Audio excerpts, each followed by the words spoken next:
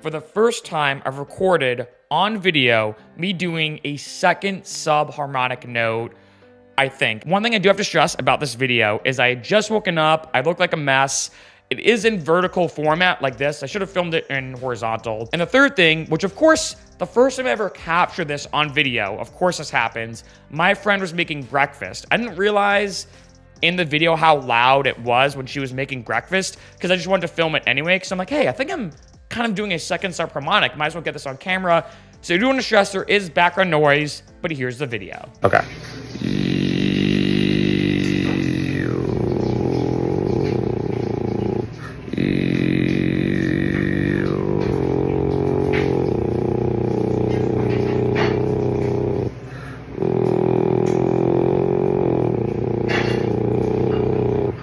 Now, I'm going to be honest, I'm pretty sure that was a second sub-harmonic note because of like the resonance and the texture of it. And in addition, I did bring that video in Melodyne to see what notes I was singing. Turns out I was dropping down to the fifth. So that's a good evidence, I feel like, or decent evidence that that is in fact a second sub-harmonic note. Is it good? No, but it is something I have been working on. I already did a video talking about how you can get your first sub-harmonic note in less than 12 minutes. What's pretty cool is all the comments on that video talk about how a lot of people get it in 5 minutes, like that fast. And as you can imagine, I think like anybody, the second you start getting good at subharmonic singing, you think, okay, what about the second subharmonic? And I gotta be honest, in my mind, the jump from normal singing, from a first subharmonic is this. Super quick, in my opinion, if you do it right. But then going from a first subharmonic to a second subharmonic is more like this. I find it's way trickier, very odd. I'm still trying to figure it out. I'm being honest. Like, I may have done, I think maybe 4 or 5 times I've been able to hit a second subharmonic note, even though it's kind of sloppy, not the best. And this was the first time I got to capture it on camera. Like I said, I'm pretty sure this is a second subharmonic note. I'm not as experienced yet with second subharmonics to be like, oh, it definitely is. I feel like my second subharmonics are so sloppy right now that it's similar to, like, say, when you first start doing subharmonic singing. You're like, okay, am I doing a vocal fry or a subharmonic note? Like, it's kind of a gray area. And I feel like I'm in that right now where it's kind of in this gray area where it's not a full, polished, perfect second subharmonic note like David Larson, for example. It's approaching that, but I feel like on this video, after listening to it a bunch of times, bringing it in Melodyne, I'm pretty sure it is.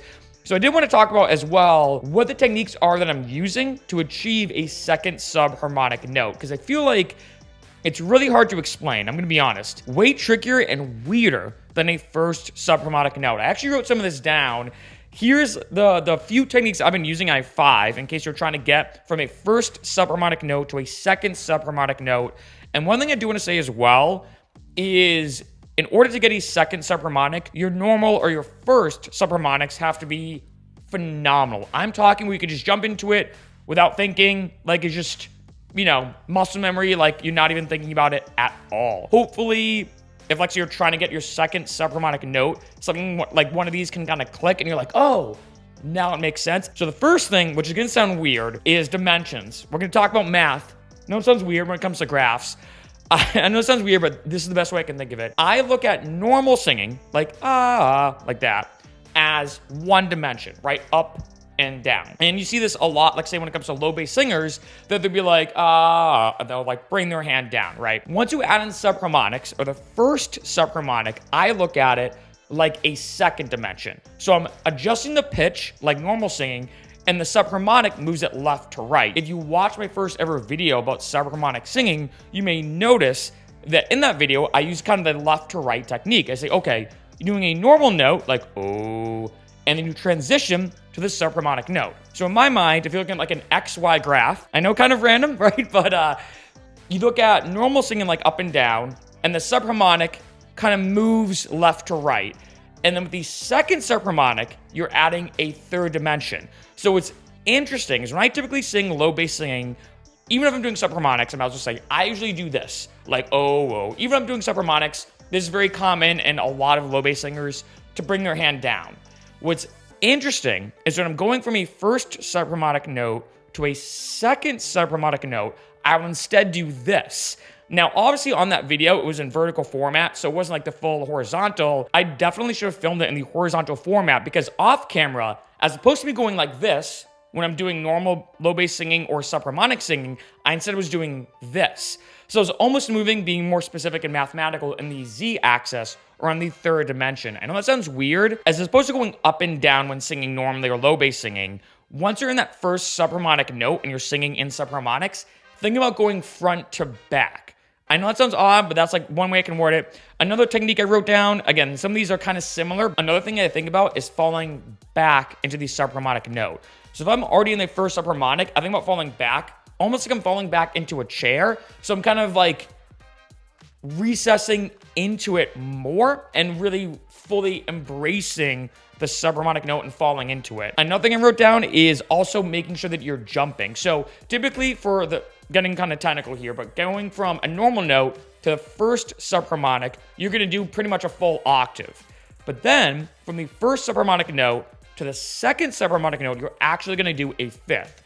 And this is something I see a lot, that with a lot of people, when they're trying to get their first subharmonic note, they try to sing lower. So they go like, oh, and they try to go low. It should not be a gradual pitch decline. It should be a jump from note, boom, octave below, first subharmonic. Same thing with the second subharmonic. I noticed I was doing this where, let's say, I was trying to hit it. I noticed I was just adjusting the pitch of my first subharmonic as opposed to jumping from the pitch that I'm at to the fifth below. And I find that's another good way to think of the second subharmonic. It should not be a gradual pitch decline.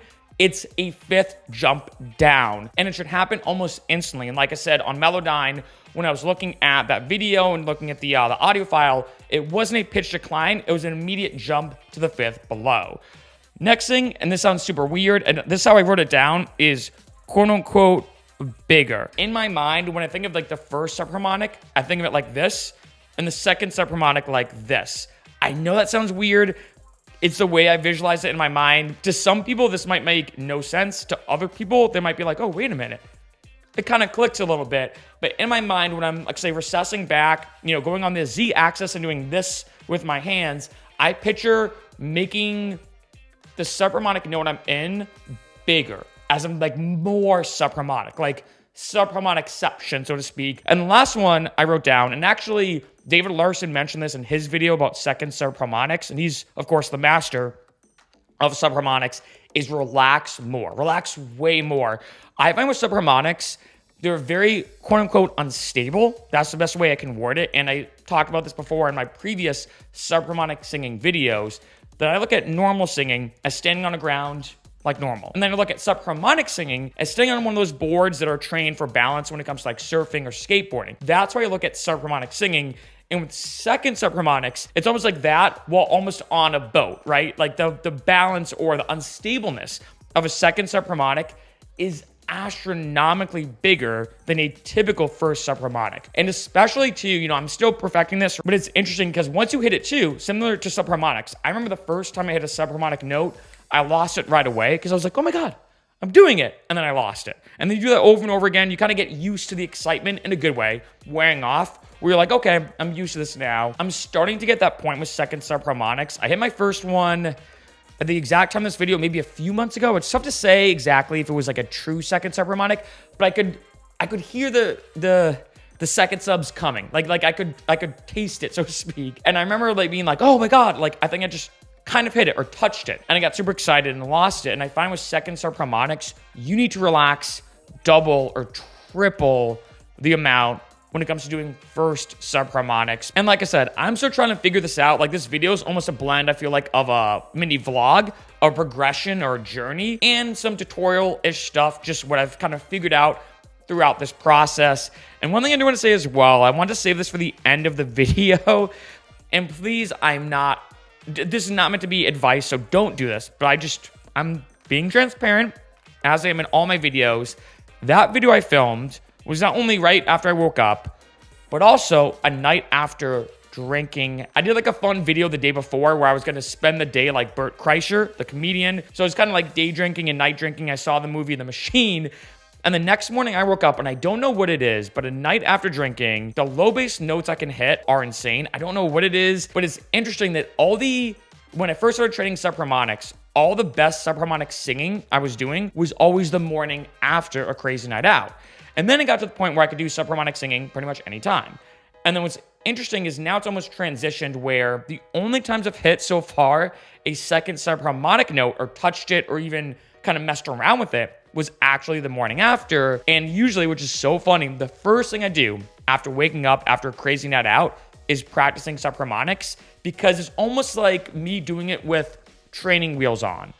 That's the only way I can word it, where I find it's way easier to snap into subharmonics. Again, I can't explain it. Like, I don't know what it is. So yeah, so I'm still working on this, still trying to perfect it. Maybe I'll do like a follow-up video if I get a lot more proficient at it and everything. But it's been an experience so far, because I remember being like, how can you even sing in subharmonic notes? It's impossible. And then I figured it out and figured out a good technique to teach anybody within like 5 or 6 minutes. It's pretty cool to read all those comments on that video. And then it got to the point where I'm like, okay, I got the first subharmonic down, but what about the second? Like, how's that even possible? Where do you even start? Like, I don't get it. And now things are slowly making more sense to me. It's definitely been a journey, and I still need to practice a lot more.